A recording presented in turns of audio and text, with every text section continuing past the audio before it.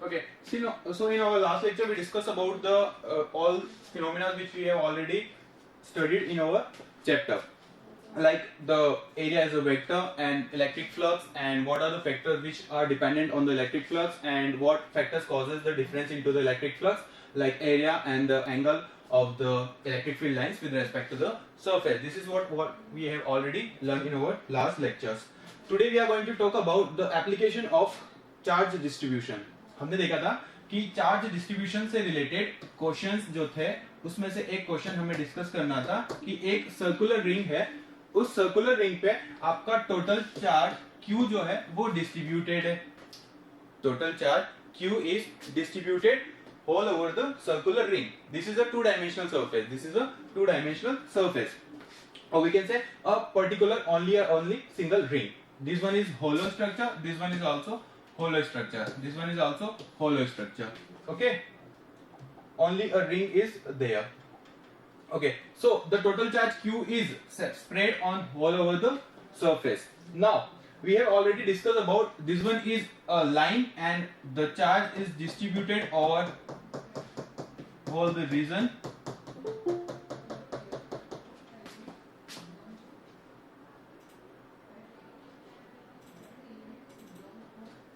Like dq, dq, dq, dq. Small charge, equal amount of charge is spread on each and every point, and this one is small part as a dl. This one is also dl. This one is also dl. This one is also dl. dl is the small portion of length, and dq is the charge present on that small length. dq. Clear है? यहां तक सबको clear है? समझ में आ रहा है क्या करना है, हमें कैसे करना है? क्या क्वेश्चन में पूछा है? एक सर्कुलर रिंग दे रखी है, होलो सर्कुलर रिंग. एक वायर लिया, वायर को बेंड करके एक सर्कुलर रिंग बनाई, उस रिंग के ऊपर क्यू चार्ज स्प्रेड करा. क्यू चार्ज जो था वो किसे फॉलो करता है? क्वांटाइजेशन को. Charge always follow the quantization quantity. Charge is a quantization quantity. But we are talking about continuous charge. So as we are talking about the charge follows the quantization, but we are saying here that charge is continuously distributed. तो उसका हमने एक example लिया था कि जब हम chips का पैकेट लेने जाते हैं तो वहां पे एक कंटिन्यूअस स्ट्रिप लगी हुई होती है जिसमें एक packet, second number, third number, fourth number, 5 number. Each individual packet जो है वो क्वांटा कहलाता है. But here all the packets are align in continuous manner. तो पर्टिकुलर एक पैकेट तो अपने आप में इंडिविजुअल एक चिप्स का पैकेट को रिप्रेजेंट कर रहा है, single single single single single, but continuously they are connected together. So we can say each packet is quanta but they are in continuous manner. Okay, तो यहां पे भी यही हो रहा है कि चार्ज जो है वो आपका फॉलो तो कर रहा है क्वांटाइजेशन को, लेकिन कंटिन्यूअसली डिस्ट्रीब्यूटेड है. बिल्कुल पास पास पास पास पास पास एकदम पास पास, और इक्वल अमाउंट में. जितना यहां पे होगा उतना ही यहां पे होगा, उतना ही यहां पे होगा, उतना ही यहां पे होगा. तो हमारा एम क्या है, हमारा टारगेट क्या है कि इस रिंग से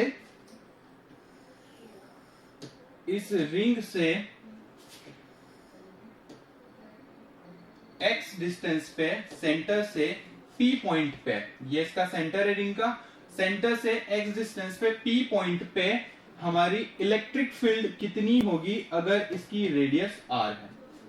अगर इस सर्कुलर रिंग की रेडियस r है जिसके ऊपर q चार्ज इक्वली डिस्ट्रीब्यूटेड है, तो उसके सेंटर से एग्जैक्ट परपेंडिकुलर x डिस्टेंस पे p पॉइंट पे इलेक्ट्रिक फील्ड कितनी होगी.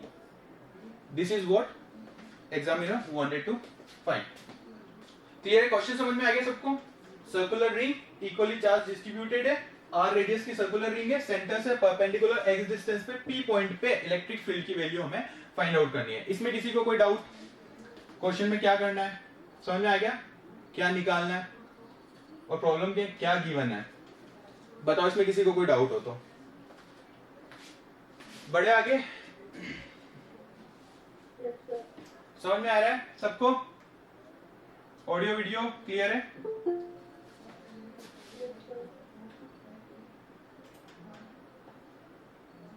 चलिए स्टार्ट करते हैं. तो कैसे करेंगे हम?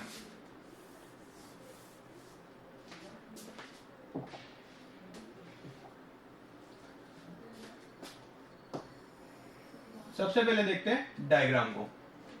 सेंटर से x डिस्टेंस पे पॉइंट है हमारा P, इसकी रेडियस है R, रेडियस है R। तो कौन सी मेथोडोलॉजी हम यूज करेंगे, स्टार्ट करते हैं। हमने क्या किया, इसका एक छोटा सा पार्ट ले लिया, इस रिंग का एक छोटा सा पार्ट ले लिया जिसकी लेंथ है dl, और इस dl लेंथ पे हमारा चार्ज जो है डिस्ट्रीब्यूट वो है dq। पढ़ा था हमने, स्मॉल एरिया पे या स्मॉल सरफेस पे या स्मॉल वॉल्यूम पे या स्मॉल लेंथ पे जो हमारा चार्ज होगा वो होगा dq, चाहे वो dl हो, da हो या dv हो। अगर वन डायमेंशनल है तो dl है, टू डायमेंशनल है तो da है, और थ्री डायमेंशनल है तो dv है। तो यहाँ पे एक होलो रिंग है, होलो रिंग है मतलब कि ये वन डायमेंशनल है, ये एक पर्टिकुलर वायर से बनी हुई है। अगर यही आपकी फील्ड होती तो वो सरफेस कहलाती, और वो 2D में होती और वहां पे एरिया एज कंसीडर करते हैं। क्लियर है? तो यहाँ पे इस dl लेंथ पे dq चार्ज जो है वो स्प्रेड है, टोटल चार्ज है q और टोटल l है वो किसके इक्वल होगी बताइए। स्मॉल चार्ज dq है, टोटल चार्ज q है, स्मॉल लेंथ dl है, तो टोटल लेंथ l किसके इक्वल होगी बता सकते हैं आप? टोटल लेंथ किसके इक्वल होगी? छोटे छोटे पार्ट्स है ना, एक dl पार्ट ये हो गया, एक छोटा ये टुकड़ा हो गया, एक ये टुकड़ा हो गया, ये स्मॉल स्मॉल पार्ट्स। अगर इन सबको मैं ऐड करूंगा तो टोटल लेंथ l किसके इक्वल होगी बताइए? टोटल लेंथ l किसके इक्वल होगी? कम ऑन बताइए। सर्कमफेरेंस, वेरी गुड वंदना, वेरी गुड। सर्कमफेरेंस, और सर्कमफेरेंस का फॉर्मूला क्या होता है हमारा सर्कल के लिए?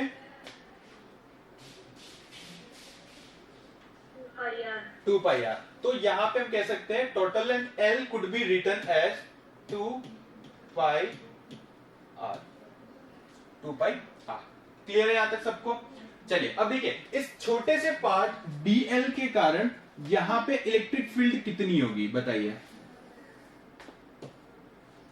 इस छोटे से पार्ट dl के कारण इस पॉइंट पे अगर हम इलेक्ट्रिक फील्ड लेते हैं, just for an example dE1, dE1 क्यों लिया? क्योंकि एक छोटा सा पार्ट है, छोटा सा पार्ट है तो यहाँ पे d आएगा। उसके बाद इलेक्ट्रिक फील्ड इस छोटे से पार्ट के कारण है तो हमने कंसीडर कर ली E1 होगी। अब इलेक्ट्रिक फील्ड जो है वो वेक्टर क्वांटिटी है तो उसके ऊपर हमने क्या लगा दिया? एरो लगा दिया। अब मुझे बताइए कि अगर ये जो डिस्टेंस है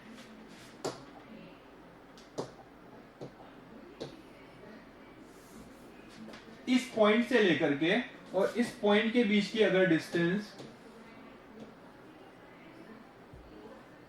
r है तो इलेक्ट्रिक फील्ड dE1 की वैल्यू कितनी होगी बताइए? नाम दे देते हैं इस पॉइंट को A, इस पॉइंट को नाम दे देते हैं B, ठीक है?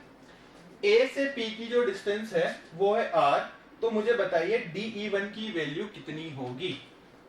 कम ऑन, पढ़ चुके हम ये, बताइए। दीपक, वंदना, प्रियांशु, ट्राई कीजिए।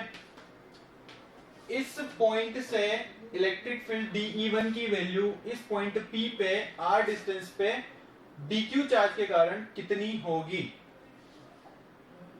बताइए? बताइए बताइए बताइए।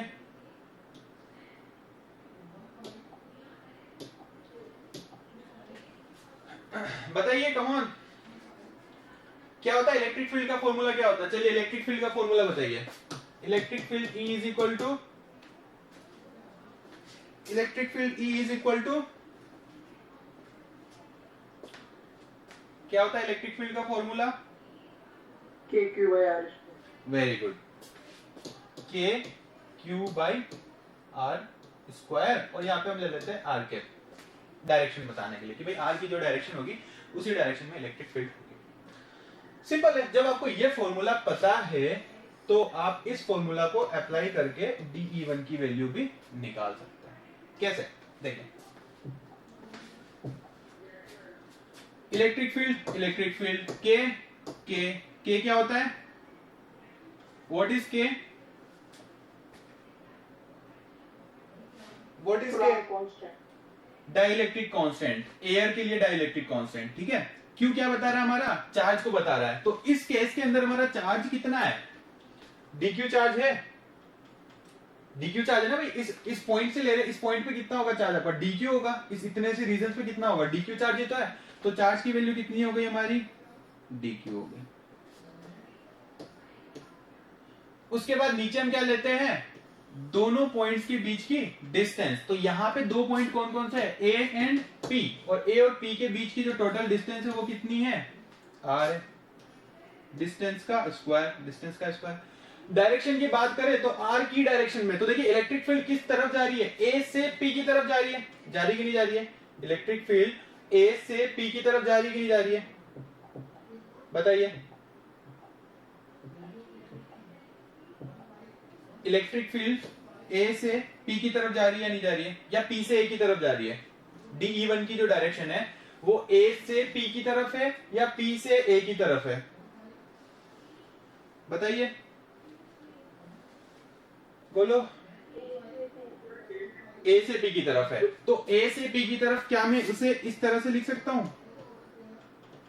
एपी के, एपी की डायरेक्शन में यूनिट वेक्टर मैग्नीट्यूड को चेंज नहीं करेगा, बट इस स्केलर क्वांटिटी को वेक्टर में कन्वर्ट कर देगा कि नहीं कर देगा। या फिर सेकेंड मेथड, डायरेक्शन को लिखने का तरीका, K D Q divided by R square, यहां पे लिख दीजिए आप अलोंग एपी। अलोंग एपी का मतलब ये हो गया कि एपी की डायरेक्शन में electric field will be in along AP, means to say in the direction of A two. यहां तक सबको क्लियर है, बड़े आगे समझ में आ गया सबको। DE1 की वैल्यू क्या होगी, कैसे होगी, बड़े आगे, चलिए।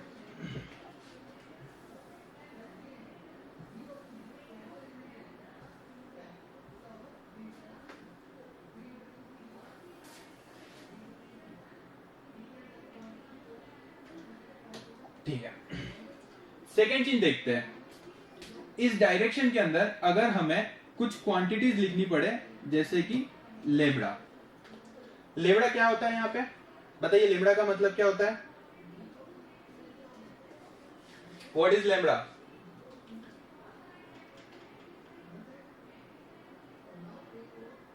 कम ऑन, लेमड़ा क्या होता है, लेमड़ा, प्रियांशु, दीपक, वंदना, कौन सा कांस्टेंट है लेमड़ा, लीनियर कांस्टेंट। सोचो क्या है लेमड़ा,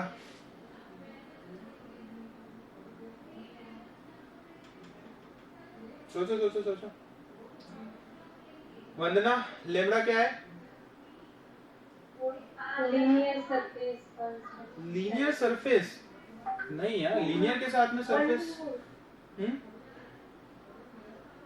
1D में सरफेस होती है ना, 1D के अंदर सरफेस नहीं होती, 1D के अंदर लेंथ होती है, 2D के अंदर सरफेस होती है। हाँ तो लेंथ, हाँ लेंथ है, तो लीनियर, आगे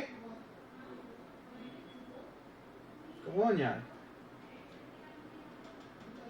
linear charge constant, linear charge density constant, come on, linear charge density constant.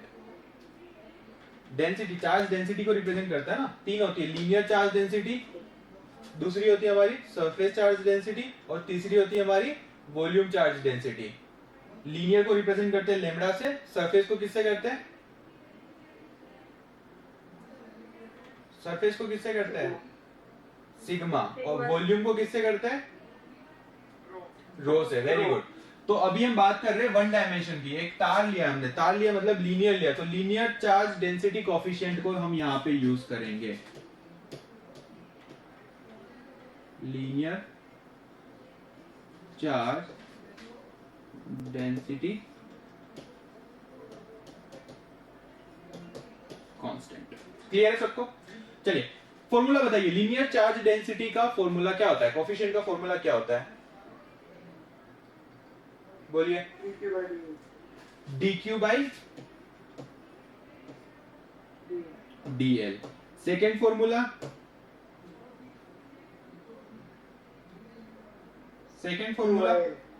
q by l. क्या मैं यहाँ पे l को 2πr से सब्स्टिट्यूट कर सकता हूँ? इस केस में इस l को मैं 2πr से सब्स्टिट्यूट कर सकता हूँ, क्योंकि टोटल लेंथ जो है वो किसके इक्वल है? सर्कमफेरेंस के, और सर्कमफेरेंस का फॉर्मूला क्या होता है? 2πr. So we could substitute this l by 2πr.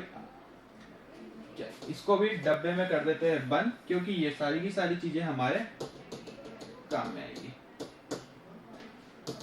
ये सारी की सारी चीजें हमारे काम में आएगी. अब देखिए हम कर क्या रहे हैं. हम स्ट्रेटेजी देखते हैं कि स्ट्रेटेजी हम कौन सी स्ट्रेटेजी यूज कर रहे हैं. हमें निकालनी है इलेक्ट्रिक फील्ड. इलेक्ट्रिक फील्ड निकालने के लिए हम पूरी रिंग का लेने की बजाय हम क्या करें? एक छोटे से पार्ट को ले रहे हैं. जब हम एक छोटे से पार्ट को कंसीडर कर रहे हैं तो वहां पे इलेक्ट्रिक फील्ड भी एक छोटी सी होगी. एक पूरी इलेक्ट्रिक फील्ड का एक छोटा सा पार्ट होगा. तो हमने ले लिया dl लेंथ पे dq चार्ज के कारण de इलेक्ट्रिक फील्ड, जिसकी वैल्यू होती है ये. चलिए ठीक है. सेकेंड स्टेप में हम आगे बढ़े कि अगर हमने एक छोटा सा पार्ट लिया है, एक छोटे सा चार्ज की वैल्यू को लिया है, तो यहाँ पे हमें एक ऐसी क्वांटिटी चाहिए जो इन दोनों में रिलेशन को शो कर सके, dq एंड dl के बीच में. तो वो क्वांटिटी कौन सी है? Charge density.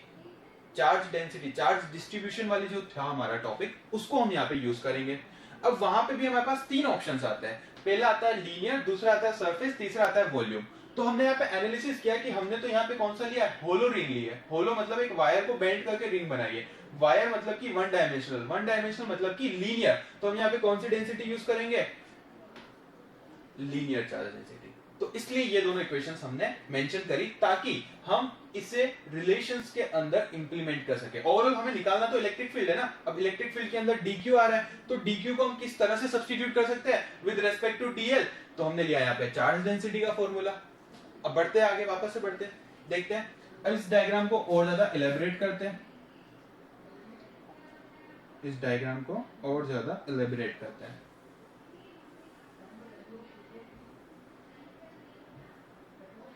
ध्यान से देखिएगा. dE1 इलेक्ट्रिक फील्ड अगर इस तरफ आ रही है इस पॉइंट के कारण, तो इस पॉइंट के कारण अगर मैं एक और यहां पे लूं, अगर मैं एक और स्मॉल पार्ट लूं dl यहां पे भी, तो इसके कारण इलेक्ट्रिक फील्ड कहां होगी मेरी? इस तरफ होगी. होगी कि नहीं होगी? सर्कल है तो हम क्या कर रहे हैं? दो तीन पॉइंट्स कंसीडर कर लेते हैं कि भाई एक पॉइंट पे तो लेना नहीं है, हमें तो पूरी रिंग का लेना है. तो हमने क्या कर लिया? एक ऊपर ले लिया, एक नीचे ले लिया. ऊपर वाले के कारण कहां पे जा रही थी इलेक्ट्रिक फील्ड? इस तरफ जा रही थी. नीचे वाले के कारण इलेक्ट्रिक फील्ड कहां पे जा रही है? इस तरफ जा रही है. ऊपर वाले को हमने नाम दिया था dE1, तो इसे हम नाम दे देंगे dE2. अब देखिए प्रॉब्लम कहां पे आ रही है. प्रॉब्लम वहां पे आ रही है कि इलेक्ट्रिक फील्ड जो है उसकी डायरेक्शन हर एक पॉइंट के लिए अलग अलग आ रही है. हमने जब ऊपर वाला पॉइंट लिया तो इलेक्ट्रिक फील्ड की डायरेक्शन इधर आ रही थी. नीचे वाला पॉइंट लिया तो इलेक्ट्रिक फील्ड की डायरेक्शन इस तरफ जा रही थी. हमें तो इस पॉइंट पे ओवरऑल इलेक्ट्रिक फील्ड निकालनी है, पर यहाँ पे तो जब हमने दो पॉइंट लिए तो दोनों पॉइंट में ही डायरेक्शन अलग आ रही है. तो जब मैं तीसरा, चौथा, पांचवा, छठा अलग अलग पॉइंट्स और लूंगा तो डायरेक्शन तो और ज्यादा अलग अलग आएगी. कोई यहां जाएगी, कोई यहां जाएगी, कोई यहां जाएगी, कोई यहां जाएगी. अब क्या करें? मतलब क्या हुआ कि हर एक पॉइंट का इलेक्ट्रिक फील्ड का इफेक्ट इस पॉइंट पे is in different direction. The effect of electric field on point P due to the small part on the circular ring is showing the different direction. So now how can we overcome this problem? To overcome this problem, what we are going to use? We are going to use the concept of components. जब भी vectors आपके एक से ज्यादा होते हैं तो उनके ओवरऑल वेक्टर्स को निकालने के लिए या तो हम करते हैं उनका एडिशन या फिर हम उन्हें डिस्ट्रीब्यूट करते हैं उनके कंपोनेंट्स में. तो यहाँ पे देखिए dE1 अगर इस तरफ जा रहा है तो इसके कंपोनेंट्स किस तरफ होंगे हमारे? एक कंपोनेंट होगा इस तरफ और एक कंपोनेंट होगा इस तरफ. होगा कि नहीं होगा? भाई ये वेक्टर क्वांटिटी है, तो इस वेक्टर क्वांटिटी को हमने इसके दो horizontal as well as perpendicular component के अंदर क्या कर दिया? डिस्ट्रीब्यूट कर दिया. अब हॉरिजॉन्टल जो कंपोनेंट होगा उसकी वैल्यू क्या होगी बताइए? अगर ये वेक्टर dE1 है तो हॉरिजॉन्टल कंपोनेंट की वैल्यू कितनी होगी बताइए? dE cos theta. dE1 cos theta. Very good. dE1 cos theta. अब आपको सर एंगल यहाँ पे थीटा क्यों ले लिया? क्योंकि ध्यान से देखिए ये पॉइंट, इस पॉइंट पे एंगल कितना बना रहा है? थीटा यहाँ पे बना रहा है। जब ये लाइन इसे कट करेगी, इस लाइन सेगमेंट को हम आगे बढ़ाएंगे, तो अगर ये एंगल थीटा है तो ये एंगल भी कितना होगा हमारा? थीटा होगा। होगा कि नहीं होगा? एग्री कर पा रहे सब? In the same way, if this one is also theta, it will be always theta. Why? Because if this one length is r, then this one length will also r, and if this one is the small r, then this one will also equal to small r. If both the sides of a triangle are equal, then the angle subtended by both the sides will also equal. Agree कर पा रहे? तो अगर ये angle theta होगा तो definitely ये angle भी थीटा होगा, और अगर ये एंगल थीटा है तो ये एंगल भी थीटा होगा, और अगर ये एंगल थीटा है तो ये वाला एंगल भी कितना होगा? थीटा होगा। एंगल्स में कंफ्यूजन नहीं है, क्लियर है एंगल्स का लॉजिक? बढ़े आगे, कोई जल्दी नहीं है, धीरे धीरे चलेंगे, समझ में आना चाहिए। यहां तक किसी को कोई डाउट? हाँ बोलो दीपक, क्या कह रहे हो?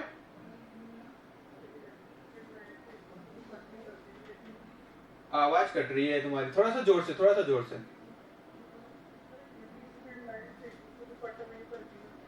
इलेक्ट्रिक फील्ड लाइंस एक दूसरे को कट नहीं करती है, लेकिन यहां पे हम क्या कर रहे हैं, इस पॉइंट के कारण, इस चार्ज के कारण इस पॉइंट पे इलेक्ट्रिक फील्ड होनी किस तरफ चाहिए? इस तरफ चाहिए। इसके कारण किस तरफ होनी चाहिए? इस तरफ होनी चाहिए। तो ओवरऑल जब हम देखेंगे तो हमें क्या निकालना? इस पॉइंट पे ओवरऑल इलेक्ट्रिक फील्ड कितनी होगी? इस पॉइंट पे ओवरऑल इलेक्ट्रिक फील्ड कितनी होनी चाहिए? हम क्या निकालना चाह रहे हैं कि भाई यहाँ पे एक चार्ज है, यहाँ पे एक चार्ज है, यहाँ पे एक चार्ज है, यहाँ पे एक चार्ज है, यहाँ पे एक चार्ज है, बहुत सारे चार्जेस है। तो बहुत सारे चार्जेस के कारण क्या होगी? आपकी इलेक्ट्रिक फील्ड्स होगी। तो ये जो एक्चुअली है, ये क्या बता रही है? आपकी इलेक्ट्रिक फील्ड की वैल्यू को बता रही है, न कि इलेक्ट्रिक फील्ड लाइंस को बता रही है। चीज समझ रहे हैं आप?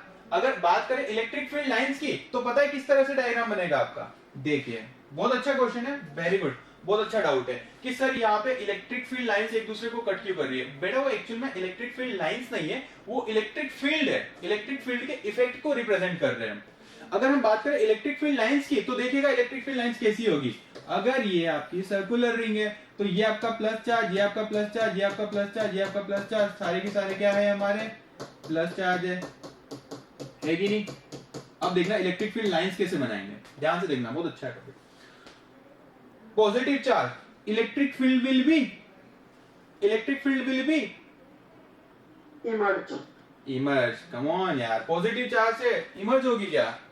इनसाइड होगी, आउटसाइड होगी? इनवर्ड होगी, आउटवर्ड होगी? आउटसाइड होगी ना, कम ऑन यार। तो अगर ये पॉजिटिव चार्ज है तो इससे निकलने वाली इलेक्ट्रिक फील्ड लाइन जो है वो कुछ इस तरह से होगी। एग्री कर पा रहे? एग्री? बढ़े आगे। अब देखिए एक और चार्ज है यहाँ पे, इससे निकलने वाली इलेक्ट्रिक फील्ड लाइंस भी क्या होगी हमारी? इस तरह से होगी। अब अगर ये चार्ज यहाँ पे कोई भी नहीं होता, केवल एक चार्ज होता, तो आपकी बिल्कुल लीनियर होती इलेक्ट्रिक फील्ड लाइंस। क्या होती? बिल्कुल लीनियर होती। लेकिन जैसे ही पॉजिटिव चार्ज ने देखा कि पड़ोसी में एक और पॉजिटिव चार्ज है, तो अब इलेक्ट्रिक फील्ड की डायरेक्शन क्या जाएगी? इलेक्ट्रिक फील्ड लाइंस की डायरेक्शन। एग्री कर पा रहे? सेम? Yes sir.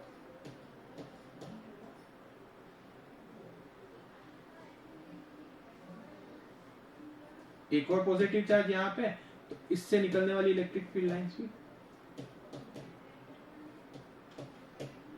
इससे निकलने वाली इलेक्ट्रिक फील्ड लाइंस भी। चीज समझ रहे हो आप? ये जो डायग्राम है, ये डायग्राम है आपका इलेक्ट्रिक फील्ड लाइंस का। ये जो डायग्राम है, ये डायग्राम है आपका इलेक्ट्रिक फील्ड लाइंस का। एग्री कर पा रहे हो दीपक? समझ में आया कंसेप्ट? तो ये जो दोनों एक इलेक्ट्रिक फील्ड लाइन है, ये कभी भी एक दूसरे को कट नहीं करेगी। और यहाँ पे हम क्लियरली ऑब्जर्व कर रहे हैं कि जी हाँ, इस चार्ज से निकलने वाली इलेक्ट्रिक फील्ड लाइंस एक दूसरे को कट नहीं कर रही है। फिर एक चार्ज ये आ गया। कंसेप्ट क्लियर हुआ? तो इलेक्ट्रिक फील्ड लाइंस कुछ इस तरह से बनेगी। ये रिंग है हमारी, और इसके चारों तरफ इलेक्ट्रिक फील्ड लाइंस ऐसे ऐसे ऐसे ऐसे एक दूसरे को कभी भी कट नहीं करेगी। This is what electric field lines. यहां पे हम कह सकते हैं these are all electric field lines. और जब हम प्रीवियसली केस की बात करें तो यहां पे हम क्या देख रहे हैं, इस चार्ज के कारण इलेक्ट्रिक फील्ड का इफेक्ट कितना होगा, इस चार्ज के कारण इस पॉइंट पे इलेक्ट्रिक फील्ड का इफेक्ट कितना होगा, उसको एनालाइज कर रहे हैं कि इसके कारण इस डायरेक्शन में होगी, इसके कारण इस डायरेक्शन में होगी, तो ओवरऑल कितनी होगी। जैसे एक ऑब्जेक्ट आपका इस तरफ धक्का दे रहा है, एक ऑब्जेक्ट आपका इस तरफ धक्का दे रहा है, तो ऑब्जेक्ट किस डायरेक्शन में जाएगा, ऑब्जेक्ट पे एक्चुअल में फोर्स कितना लगेगा। तो जब हम इस टाइप की प्रॉब्लम्स को सोल्व करते थे काइनेमेटिक्स के अंदर, तो हम क्या करते थे, फोर्स को उसके कंपोनेंट में डिवाइड करते थे कि नहीं करते थे। एग्री कर पा रहे हो? F cos theta, F sin theta, horizontal component, or we can say the angle by which it is intersecting, that will be called as a horizontal component। जरूरी नहीं है कि यही हमेशा horizontal component होगा, यही vertical होगा। हमने प्रूव किया था, कैसे प्रूव किया था, नॉर्मल के अंदर अलग लग रहा था और फ्रिक्शन के अंदर अलग लग रहा था। नॉर्मल फोर्स एक्चुअल में कहां पे काम करता है, परपेंडिकुलर अपवर्ड, तो उससे बनने वाला एंगल कौन सा होगा आपका, हॉरिजॉन्टल एक्सिस, ये वाली कहलाएगी यहां पे।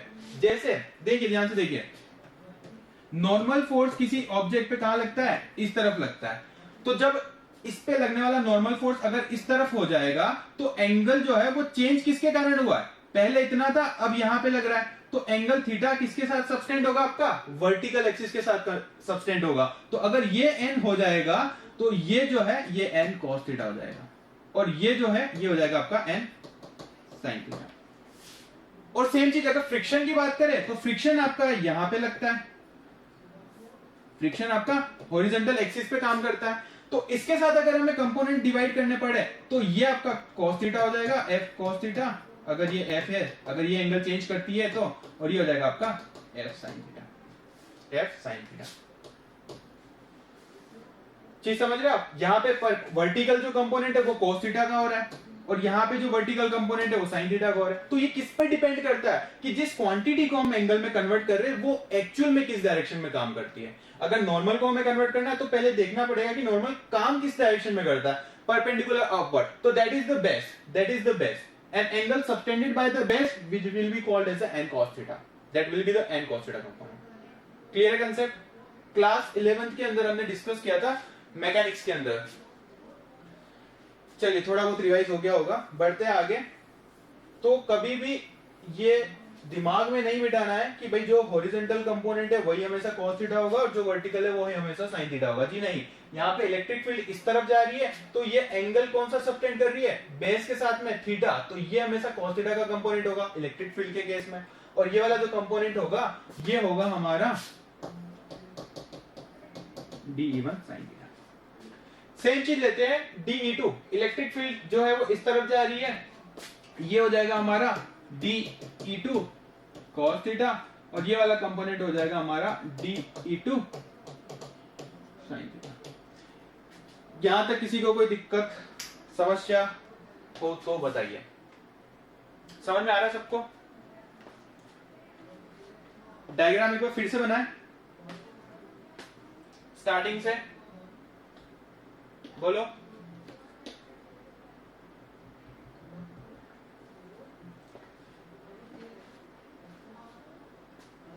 बोलो,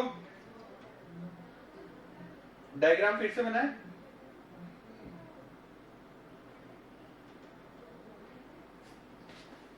यस सर, ठीक है। डायग्राम को हम एक बार फिर से बना देते हैं ताकि और ज्यादा अच्छे से क्लियर हो जाए।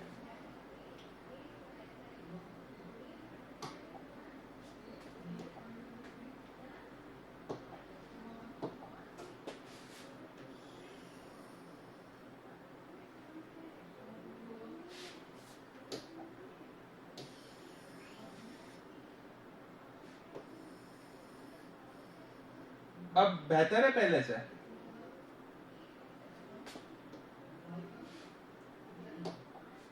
ठीक है, सर्कुलर रिंग आ गई है, सर्कुलर रिंग के दो पॉइंट आ गए, दो पॉइंट से हमें निकालना था इस पॉइंट P पे इलेक्ट्रिक फील्ड जो कि सेंटर से कितनी डिस्टेंस पे है, बताइए सेंटर से कितनी डिस्टेंस पे है, x डिस्टेंस पे। और ये जो पॉइंट है A पॉइंट से P के बीच की डिस्टेंस कितनी है, R। सेम B से P के बीच की डिस्टेंस भी R, इसकी रेडियस कैपिटल R, ये भी कैपिटल R। इस पॉइंट के कारण इलेक्ट्रिक फील्ड कहां लगेगी? पॉजिटिव चार्ज है, पॉजिटिव चार्ज है coming outward, electric field DE1, positive charge है आउटवर्ड DE2। अब इस DE1 को हमें कन्वर्ट करना पड़ेगा इसके कंपोनेंट्स के अंदर। अगर ये एंगल थीटा है तो ये एंगल भी थीटा हो जाएगा, और अगर ये एंगल थीटा है तो ये एंगल भी थीटा होगा। क्यों? क्योंकि दोनों साइड्स, तीनों साइड्स का रेशियो जो है वो सेम है, x r r x r r। Sides जब सेम है, इक्वल है, तो एंगल्स भी इक्वल होंगे। और अगर ये एंगल थीटा है तो a line which is intersecting another line which will form the same angle, यहां पे भी एंगल हो जाएगा हमारा थीटा। अब अगर ये एंगल थीटा है हॉरिजॉन्टल एक्सिस के साथ में, तो इस DE1 का हॉरिजॉन्टल कंपोनेंट हो जाएगा DE1 cos थीटा, और इसी का वर्टिकल कंपोनेंट हो जाएगा DE1 sin theta. Electric field DE2 को कन्वर्ट करें तो DE2 इस तरफ जा रही है, एंगल थीटा बेस के साथ में बन रहा है, तो ये हो जाएगा हमारा DE2 cos थीटा। और सेम अगर ये हॉरिजॉन्टल है तो इसका वर्टिकल हो जाएगा हमारा DE2 sin थीटा। क्लियर है यहां तक सबको डायग्राम? अब आई थिंक ज्यादा अच्छे से समझ में आ रहा होगा, मोर क्लियर हो चुका है डायग्राम। बढ़े आगे।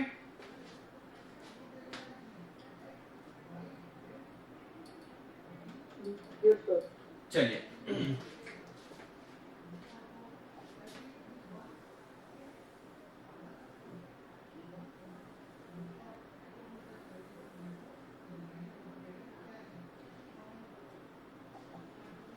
अब देखिए, हम निकालते हैं DE1 का मैग्नीट्यूड और फिर निकालते हैं DE2 का मैग्नीट्यूड।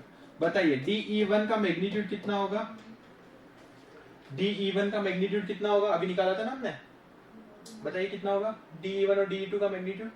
DE1 मैग्नीट्यूड की बात कर रहे हैं, कितना होगा?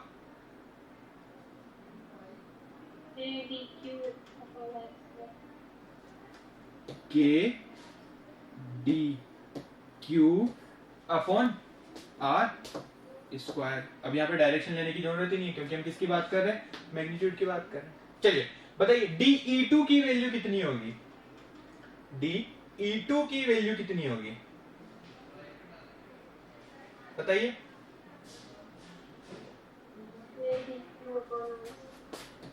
K DQ upon R square. Very good. क्या हम क्लियरली यहाँ पे देख सकते हैं कि जितना मैग्नीट्यूड DE1 का है उतना ही मैग्नीट्यूड DE2 का है? एग्री कर पा रहे हैं? K DQ upon R square, K DQ upon R square. DE1 का magnitude is equal to DE2 का मैग्नीट्यूड। क्या दोनों का मैग्नीट्यूड सेम है? बताइए, क्या दोनों का मैग्नीट्यूड सेम है? बढ़े आगे। चलिए, अगर मुझे अभी जो अपन ने रिलेशन निकाले आगे काम में आएंगे इसलिए हमने निकाले हैं। अगर हमें इलेक्ट्रिक फील्ड E निकालनी है तो क्या मैं इलेक्ट्रिक फील्ड E को निकालने के लिए integration, line integration K DQ upon R square R cap वाला फॉर्मूला यूज कर सकता हूं क्या? बताइए, क्या मैं इस फॉर्मूला को यूज कर सकता हूं? पहले तो बताइए, कर सकते हैं क्या इस फॉर्मूला को यूज? यस सर, कर सकते, बिल्कुल कर सकते हैं। जिन बच्चों को समझ में आ गया वेल एंड गुड है, जिनको नहीं समझ में आया फिर से देखते हैं कैसे ये फॉर्मूला हुआ है। DE1 इज इक्वल टू है dE2 के इन टर्म्स ऑफ मैग्नीट्यूड, है कि नहीं? तो इसका मैग्नीट्यूड आया था हमारे पास k dq upon r square आया था। अब अगर मुझे निकालना है dE, भाई dE1 is equal to dE2 is equal to dE ले लिया मैंने, dE ले लिया, तो dE जो है वो किसके इक्वल होगा हमारा,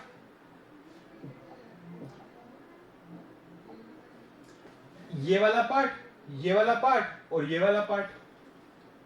भाई टोटल इलेक्ट्रिक फील्ड E किसके इक्वल हो जाएगी हमारी, E1 plus E2 means to say total electric field will be equal to dE1 plus dE2 plus plus plus plus, कब तक करेंगे, सारे छोटे छोटे छोटे छोटे छोटे पार्ट्स को सम करेंगे तो हमारे पास क्या आएगी, टोटल इलेक्ट्रिक फील्ड आएगी। आएगी कि नहीं आएगी? इसके कारण इतनी हो रही है, अगले के कारण इतनी हो रही है, फिर अगले के कारण, अगले के कारण, सारे छोटे छोटे पार्ट्स को जब हम ऐड कर देंगे तो हमारे पास क्या आ जाएगी, टोटल इलेक्ट्रिक फील्ड आ जाएगी। एग्री कर पा रहे हैं? बताइए, जब हम सारे छोटे छोटे पार्ट्स ऑफ इलेक्ट्रिक फील्ड को सम करेंगे तो हमारे पास टोटल इलेक्ट्रिक फील्ड ई आ जाएगी कि नहीं आ जाएगी? आ जाएगी। एग्री कर पा रहे हैं? ऐड करेंगे, यस सर बिल्कुल। तो इसी चीज को हमने किस फॉर्म में लिखा है, इंटीग्रेशन की फॉर्म में। अब इंटीग्रेशन की फॉर्म में क्यों लिखा है, क्योंकि देखिए ये सम कब होता, जब डिस्क्रीट होता। अब ये सम इंटीग्रेशन में कब लेंगे, जब ये कंटिन्यूअस होगा और चार्ज जो है वो हमारा कंटिन्यूअसली डिस्ट्रीब्यूटेड है एक सरफेस, एक लेंथ के ऊपर। That is why we have taken here integration. Integration क्यों लिया भाई? इंटीग्रेशन भी क्या होता है, एक तरीके का एडिशन ही तो होता है, समेशन ही तो होता है। बिल्कुल। अब बात आती है कि इस इंटीग्रेशन को हम किसके रेस्पेक्ट में करेंगे। तो देखिए ये एक छोटा इंटरसेक्शन, ये एक छोटा इंटरसेक्शन, ये एक छोटा इंटरसेक्शन, ये एक छोटा इंटरसेक्शन, ये एक छोटा इंटरसेक्शन, तो हम एक्चुअल में किसके रेस्पेक्ट में इंटीग्रेट कर रहे हैं, लेंथ के रेस्पेक्ट में इंटीग्रेट कर रहे हैं। कर रहे कि नहीं कर रहे? क्या हम लेंथ को ऐड कर रहे हैं, छोटे छोटे पार्ट्स ऑफ लेंथ को ऐड कर रहे हैं? तो क्या मैं इंटीग्रेशन को लाइन के रेस्पेक्ट में या लेंथ के रेस्पेक्ट में कर रहा हूं? तो यहां पे हमने लगा दिया एल। अगर यही यहां पे क्या होती, कोई सरफेस होती, तो यहां पे एक छोटी सी सरफेस ये हो गई, फिर एक छोटी सी सरफेस ये हो गई, छोटी सी सरफेस ये हो गई। तो यहां पे हम इंटीग्रेट अगर करते तो कैसे करते हैं, integration of S, surface integral, इसे कहते हैं सरफेस इंटीग्रल। जब हम छोटी छोटी सरफेस को अगर ऐड करते हैं तो वो हो जाता है हमारा सरफेस इंटीग्रल। इसी की जगह अगर हम किसी 3 डायमेंशनल ऑब्जेक्ट को सम कर रहे होते हैं तो यहां पे small part of volume, small part of volume, छोटे छोटे वॉल्यूम के टुकड़े लेते हैं, उनको जब हम इंटीग्रेट करते हैं तो यहाँ पे क्या जाता, वॉल्यूम इंटीग्रल। तो ये कंसेप्ट क्लियर हुआ कि अगर हम यहाँ पे 1 डायमेंशनल लेंथ को ऐड कर रहे हैं तो इंटीग्रेशन भी कौन सा होगा, लाइन इंटीग्रल। अगर यहाँ पे कोई 2 डायमेंशनल होता, ये अगर होलो की जगह सॉलिड होता, ये एक सरफेस होती, 2 डायमेंशनल होती, तो हम यहाँ पे सरफेस इंटीग्रल करते हैं। और सरफेस इंटीग्रल करते हैं तो यहाँ पे सरफेस एरिया लेते हैं, और एरिया लेते हैं तो यहाँ पे 2 पाई आर की जगह पाई आर स्क्वायर लेते हैं। चीज समझना, फील करना।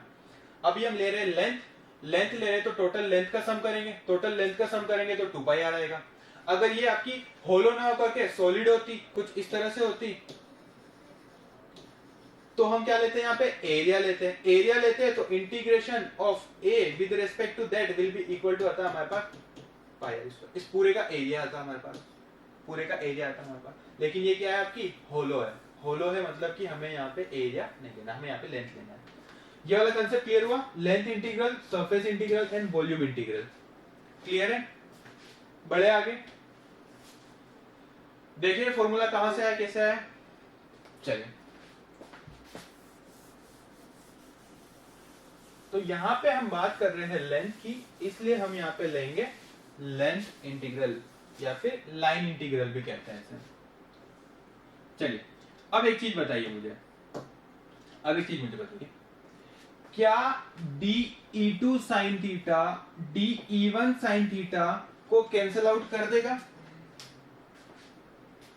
क्या dE2 sin theta dE1 sin theta को कैंसिल आउट कर देगा? Yes sir. क्यों कर देगा, बताइए क्यों कर देगा?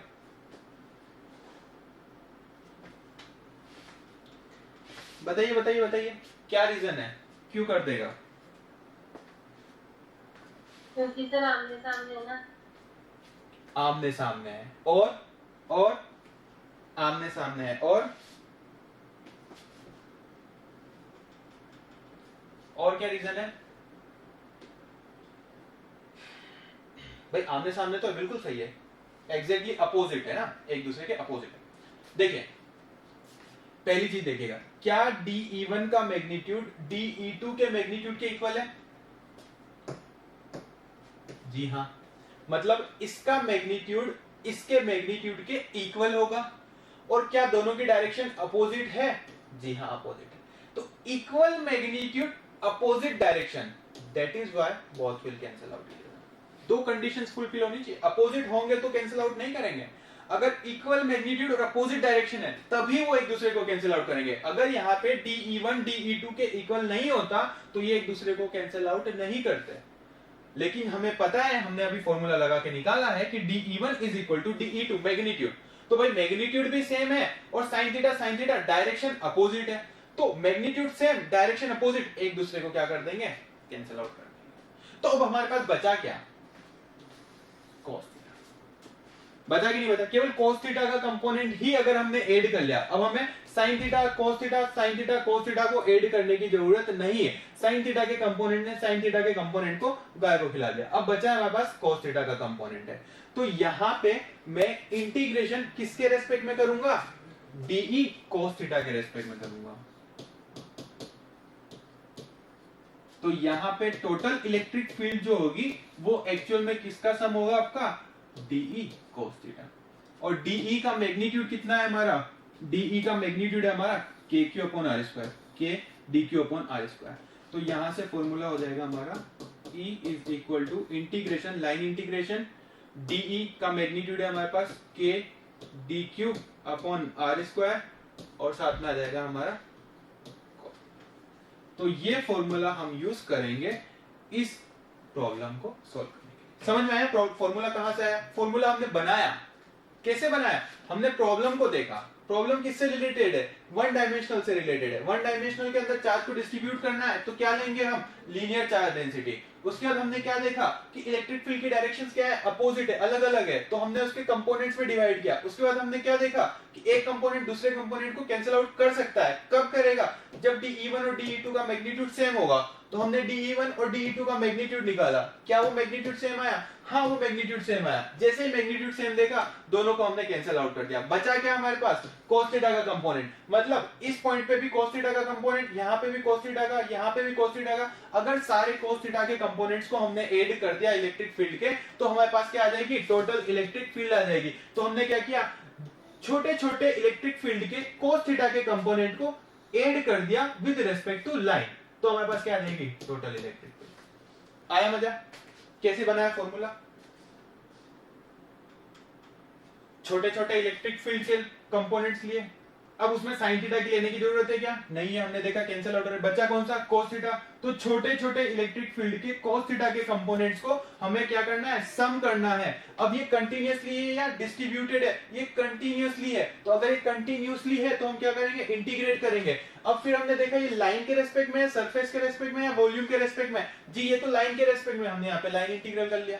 और ये सब मिलकर के क्या देंगे हमें, ओवरऑल इलेक्ट्रिक फील्ड देंगे। तो हमने फॉर्मूला बना लिया। अब फॉर्मूला के अंदर हमने देखा यहाँ पे भाई साहब DE दिख रहा है, तो D तो क्या है, एक छोटे से पार्ट के कारण इलेक्ट्रिक फील्ड है, उसका मैग्नीट्यूड है, तो वो कितना होगा, हमने यहां से निकाल लिया। DE1 is equal to DE2 is equal to DE, that is equal to K DQ/R²। इसकी वैल्यू हमने क्या कर दी, इसके अंदर पुट कर दी। बढ़ते हैं आगे।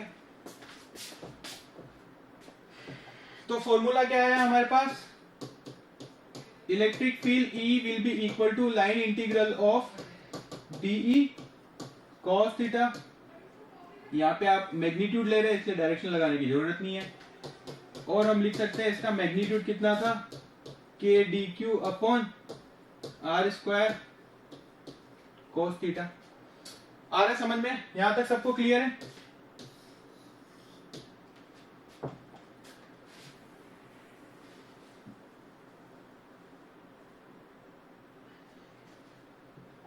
चलिए अब हम लगाते हैं एक और फॉर्मूला। इस dq को करते हैं चेंज। इस dq के लिए हमने क्या ले रखा था, lambda, linear charge distribution constant या डेंसिटी कांस्टेंट, जो कि किसके इक्वल था हमारा, dq अपॉन dl के इक्वल था। तो क्या मैं यहाँ पे dq is equal to lambda dl substitute कर सकता हूं? बताइए, एग्री कर पा रहे हैं? Yes sir. टाइम हो जाए तो बता देना, नेक्स्ट क्लास का कर सकते हैं सब्स्टिट्यूट।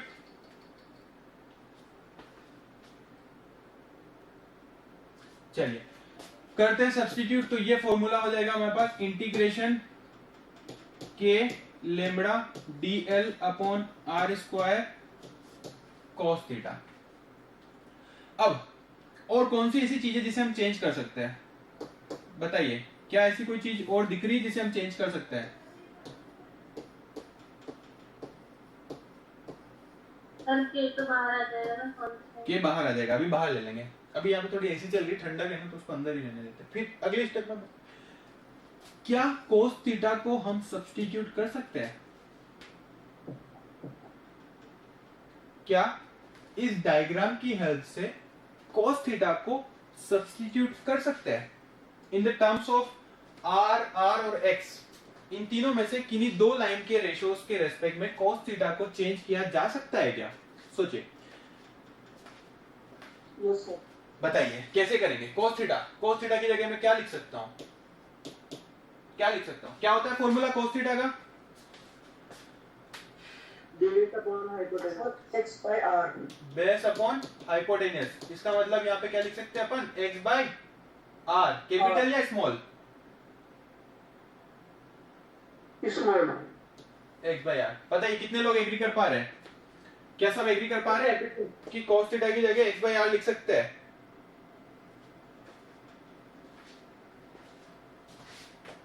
अच्छा, ऊपर दिख नहीं रहा होगा, यहाँ पे लिखते हैं cos थीटा का फॉर्मूला होता है बेस अपॉन हाइपोटेन्यूस। बेस कितना है हमारा, x, और हाइपोटेन्यूस कितनी है हमारी, r। तो cos थीटा की जगह हम क्या लिख सकते हैं, x बाई r लिख सकते हैं। जी हाँ, लिख सकते हैं। करते हैं सब्स्टिट्यूट। cos थीटा की जगह लिख दिया हमने x बाई r। क्लियर है? बड़े आगे चलिए इसको करते हैं और छोटा हो जा। अरे अरे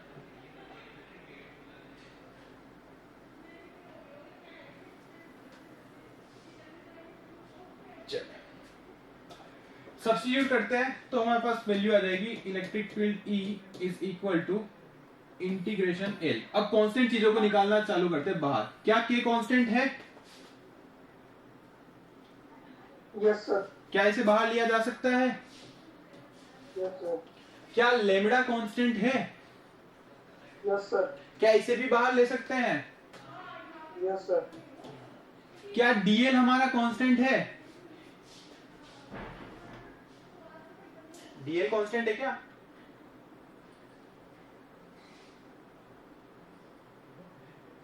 अरे बाबा dl कांस्टेंट है क्या, बताइए। dl क्या है आपका? जब भी हम करते हैं इंटीग्रेशन x स्क्वायर dx, तो यहाँ पे dx क्या बताता है, change in x with respect to y। तो यहाँ पे dl भी क्या बता रहा है, चेंज इन लेंथ। तो ये आपका कांस्टेंट नहीं है, ये आपका वेरिएबल है। तो यहाँ पे हम dx को कांस्टेंट करके बाहर नहीं निकालते, इसके रेस्पेक्ट में ही तो हम इंटीग्रेट कर रहे हैं, इसके रेस्पेक्ट में ही तो हम इंटीग्रेट कर रहे हैं, इसके रेस्पेक्ट में ही तो हम चीजों को ऐड कर रहे हैं। तो dl जो है वो बाहर नहीं आएगा, तो dl बच गया आपका अंदर। अब बताइए क्या x आपका कांस्टेंट है? x जो है वो कांस्टेंट है? बोलिए बोलिए बोलिए, कांस्टेंट है या नहीं है? कांस्टेंट है, तो x भी क्या हो जाएगा आपका, बाहर आ जाएगा। अब नीचे क्या बचा हमारा, r क्यूब। क्या r क्यूब भी कांस्टेंट है? वो भी बाहर आ जाएगा। बोलो बोलो बोलो, r तो लेंथ है ना, लेंथ तो कांस्टेंट है भाई। ये रिंग है, इस रिंग से आप r ले रहे हो, इस पॉइंट से लो, इस पॉइंट से लो, इस पॉइंट से लो, कहीं से भी लो, वो लेंथ हमेशा r रहेगी। ये आपकी सर्कुलर रिंग है और ये पॉइंट है, यहां से भी r, यहां से भी r, यहां से भी r, हर एक पॉइंट से जो डिस्टेंस है वो सेम है। क्यों? क्योंकि वो सेंटर के परपेंडिकुलर है पॉइंट। तो हर एक लेंथ जो होगी वो सेम होगी, समथिंग लाइक कॉन की तरह रिप्रेजेंट होगा। टोपी होती है कॉन बर्थडे वाली, तो उसमें ऊपर वाला जो पॉइंट है वो सारे पॉइंट से इक्वल डिस्टेंस पे होता है, तो आर भी हमारा क्या है, कांस्टेंट है, चाहे आप किसी भी रेस्पेक्ट में ले ले, किसी भी टुकड़े के रेस्पेक्ट में ले लीजिए, वो कांस्टेंट को ही रिप्रेजेंट करेगा। तो ये भी हमारा क्या आ जाएगा, बाहर आ जाएगा। आर क्यूब भी क्या आ चुका है हमारा, बाहर आ चुका है।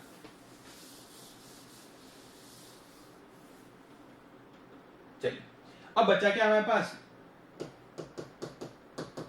के lambda x upon R cube integration of R L D L. अब देखिए इसका मतलब समझिएगा, इसका मतलब क्या है, इसका मतलब ये है कि हम छोटे छोटे लेंथ के टुकड़ों को ऐड कर रहे हैं, तो वो आपस में मिल करके क्या देंगे हमें, सर्कुलर रिंग के छोटे छोटे टुकड़े आपस में मिल करके हमें क्या देंगे, टोटल लेंथ। Total length. और टोटल लेंथ क्या होगी, सरकमफेरेंस। और सरकमफेरेंस का फॉर्मूला क्या है, 2 पाई आर। 2 पाई, अरे अरे अरे अरे 2 पाई। तो क्या integration, line integration of DL को मैं 2 पाई आर से सब्स्टिट्यूट कर सकता हूं, कर सकते हैं? जी हाँ कर सकते हैं। तो देखते हैं क्या बनेगा, ये बनेगा हमारा K lambda x upon R cube into 2 pi R. चलिए यहां तक सब क्लियर है, समझ में आ गया। और इसे सिंप्लीफाई करें, बढ़े आगे, नेक्स्ट स्टेप ले। ओवरलोड तो नहीं हो रहा है ना आज के लिए, बस 2-3 स्टेप और बची है, 2 स्टेप में हम कर देंगे कंक्लूड। ओवरफ्लो तो नहीं हो रहा है,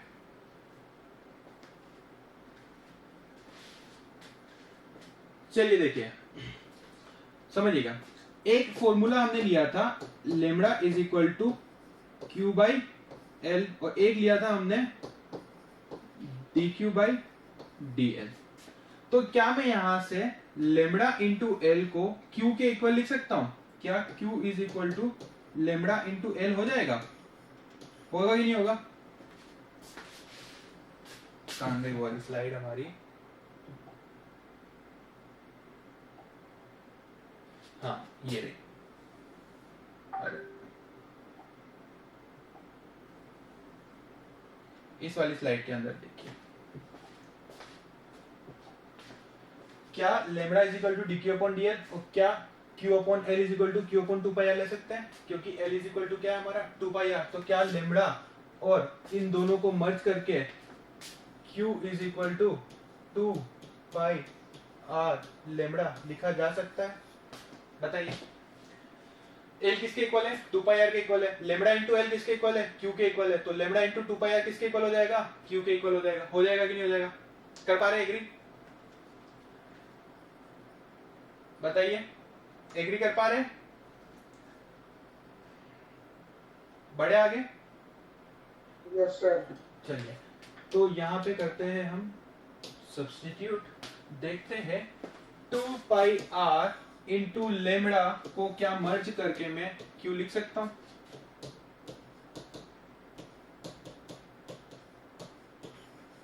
लिख सकते हैं। तो जब हम इसे मर्ज करके क्यू लिख सकते हैं तो ये फॉर्मूला हो जाएगा हमारा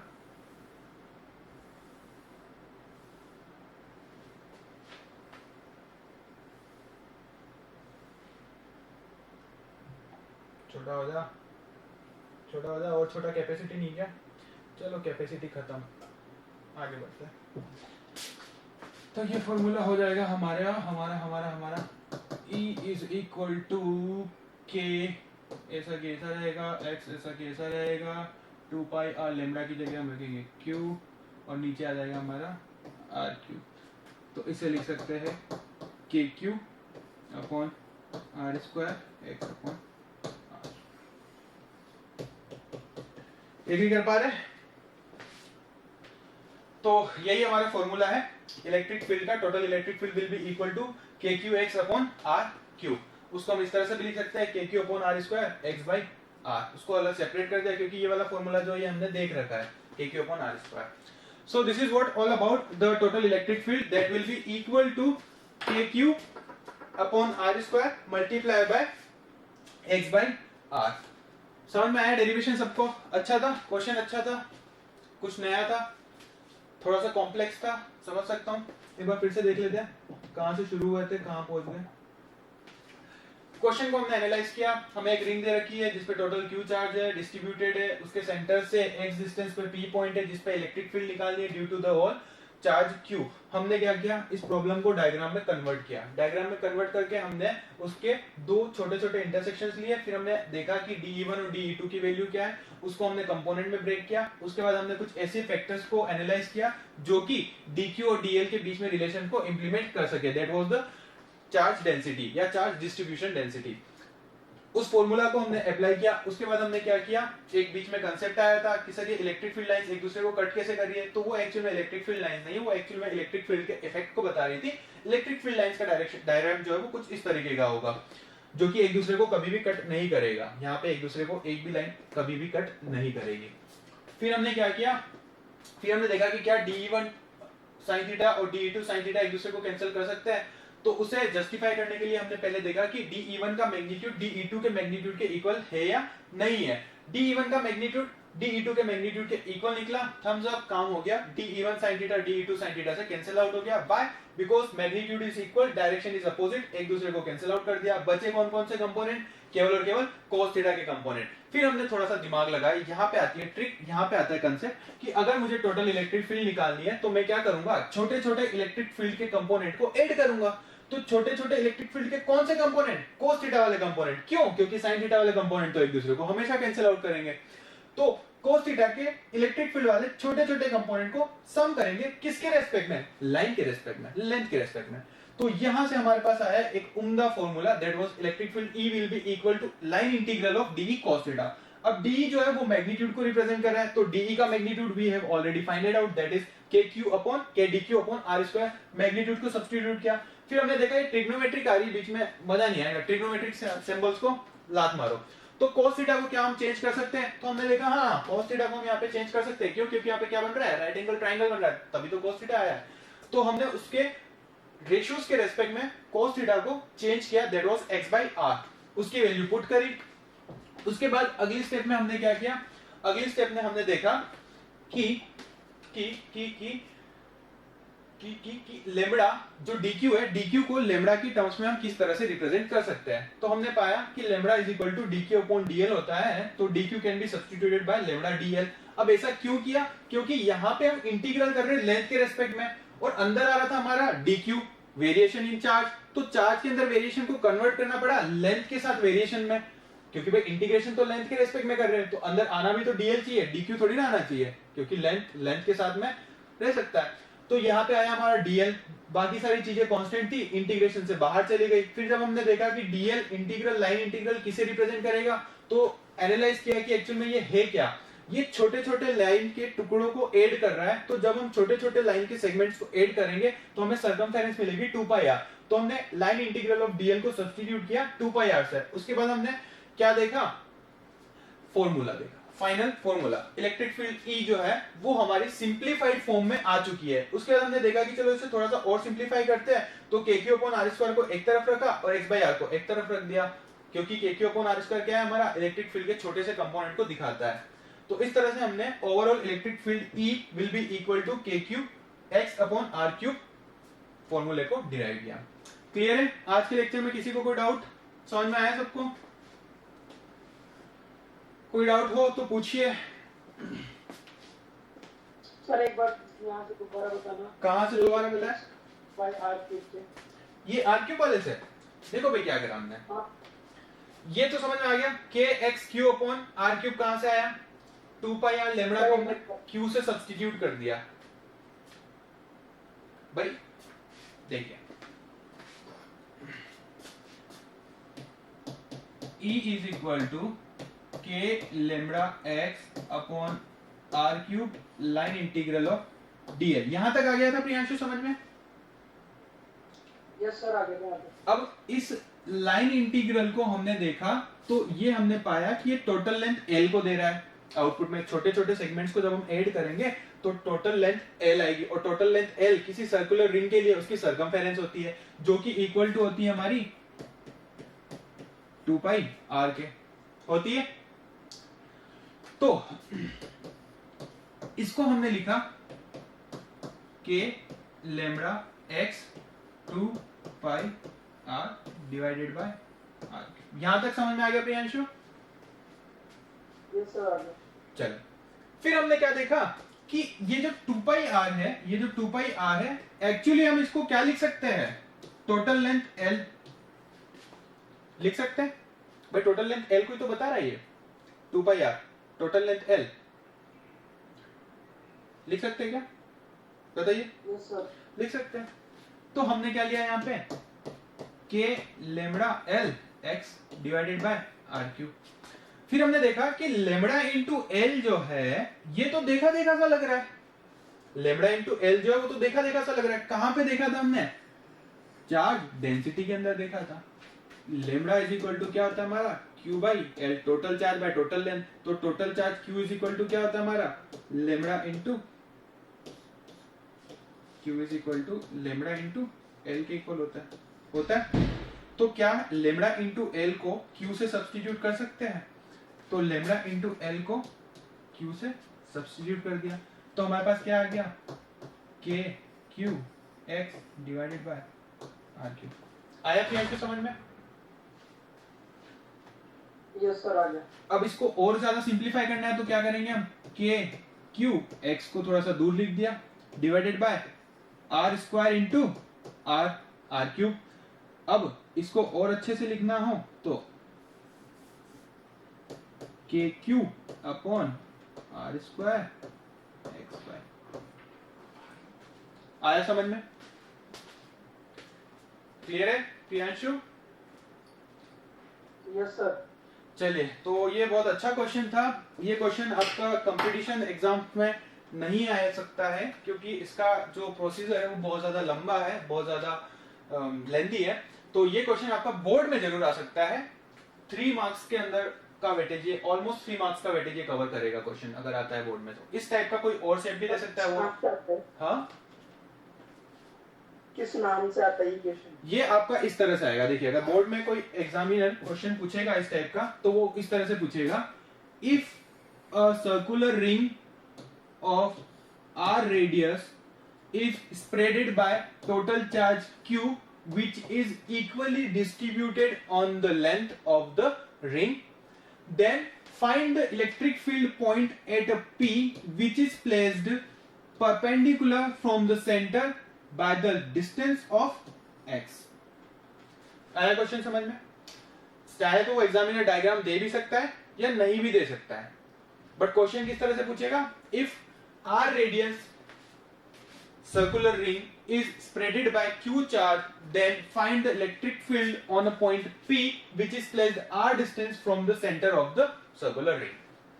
इस तरह का क्वेश्चन आएगा। तो क्वेश्चन को पहले आपको 2 बार 3 बार रीड करना पड़ेगा, उसको क्या कह रहा है, फीलिंग क्या है उसकी समझनी पड़ेगी, फिर उसे डायग्राम में इंप्लीमेंट कीजिए। फिर डायग्राम में देखने के बाद आप देखिए कि अच्छा ये है, ये तो हमने पढ़ा है क्या, हाँ पढ़ा है, चार्ज को इक्वली डिस्ट्रीब्यूट किया है तो यहाँ पे लाइन है तो लाइन ले लो। इसी की जगह इसका अच्छा क्वेश्चन और कैसे बन सकता है, और ज्यादा अपग्रेडेड वर्जन 4 नंबर का क्वेश्चन, कि वो सर्कुलर रिंग की जगह सर्कुलर डिस्क दे दे, सर्कुलर रिंग की जगह सर्कुलर डिस्क दे दे, और फिर वो कहे सेंटर से परपेंडिकुलर x डिस्टेंस पे p पॉइंट पे इलेक्ट्रिक फील्ड निकालो। तो यहाँ पे जो आपका कंसेप्ट आएगा वो कौन सा कंसेप्ट काम में आएगा, सरफेस इंटीग्रल। और यहाँ पे कौन सी चार्ज डेंसिटी काम में आएगी आपकी, सरफेस चार्ज डेंसिटी। क्लियर हुआ कंसेप्ट? टेंशन मत लो, ये क्वेश्चन आपके सिलेबस में नहीं है और नहीं आ सकता है, क्योंकि ये जो आपके हायर एजुकेशन होती है आपकी, लाइक बीटेक है या एमएससी है, उसमें इस टाइप के क्वेश्चंस आएंगे। आपके सिलेबस में ज्यादा से ज्यादा वो इतना पूछ सकता है, लाइन इंटीग्रल तक का ही, उससे आगे नहीं पूछेगा। क्लियर है? और कोई डाउट? और कोई डाउट? चलिए अगले लेक्चर में जो डेरिवेशन आया था उसमें x/r आया था, उसको cos थीटा लिख सकते हैं ना? हाँ लिख सकते हो, चाहो तो लिख सकते हो, बट cos थीटा लिखने की जगह अब देखो, हाँ दोनों में क्या डिफरेंसेस है, कौन सी कब ज्यादा सिग्निफिकेंट होगी। अगर क्वेश्चन में न्यूमेरिकल आ जाता है और न्यूमेरिकल के अंदर आपको अगर एंगल सबटेंडेड दे रखा है, ये एंगल थीटा दे रखा है, अगर मान लीजिए, तब तो आप कौन सा फॉर्मूला यूज करेंगे, KQ/R² cos थीटा वाला। क्यों? क्योंकि हमें यहाँ पे एंगल थीटा दे रखा है। लेकिन अगर थीटा न दे करके हमें ये वाली लेंथ दे दी और ये वाली लेंथ दे दी, तो आप कौन सा फॉर्मूला यूज करेंगे, x/r वाला। क्लियर है? एग्जाम में क्वेश्चन में क्या दे रखा है उस पर डिपेंड करेगा कि हम कौन सा फॉर्मूला यूज करेंगे। अगर एंगल गिवन है तो cos थीटा लगा दीजिए, अगर आपको साइड्स के रेशियो दे रखे हैं तो साइड्स के रेशियो वाला फॉर्मूला लगा लीजिए। क्लियर है कंसेप्ट? और कोई डाउट? और कोई डाउट किसी को? No sir. तो इसका जो नोट्स का फोटोज है वो मैं आपको शेयर कर दूंगा ग्रुप पे, आप एक बार अपने हाथ से प्रैक्टिस कीजिएगा, 2-3 बार अच्छे से प्रैक्टिस कीजिएगा। अगर फिर भी कोई डाउट आता है, प्रॉब्लम आती है, तो I am the always for you. ठीक है, मिलते हैं अगले लेक्चर में।